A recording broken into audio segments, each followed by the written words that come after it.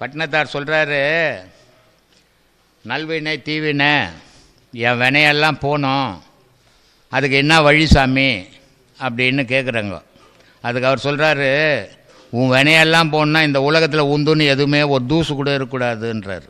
என்ன சொல்கிறாரு? இருக்கக்கூடாது. உந்துன்னு இருந்ததுன்னா நீ எந்துன்னு உன் வினை போவ, ஜாஸ்தி வினை தான் சேரும் அப்படின்னு சொல்கிறார் சாமி. ஆனால் நம்ம எதையுமே விட முடியல. கேட்டால் என்னங்க பண்ணுறது, எனக்கு குழந்தைங்க இருக்குது, என் பொண்டாட்டிக்குது, என் புள்ளைக்குது, என் தாத்தாக்குறாரு, ஆயாக்குறாருன்னு சொல்லிங்கிறோம். அப்புறம் வினை அங்கேருந்து போகிறது. அதனால் சொல்கிறாரு, வினை போகுமோ ஒரு தேகம் கண்டாய். இந்த உடம்பு எதுக்கு எடுத்துன்னா வினையை போக்கிறதுக்கு தான் எடுத்த. ஆனால் ஆசையை அதை உள்ளே அடக்கி வச்சுக்கின்னு ஜாஸ்தி வினையை சேர்த்துன்னுக்கிறியான்.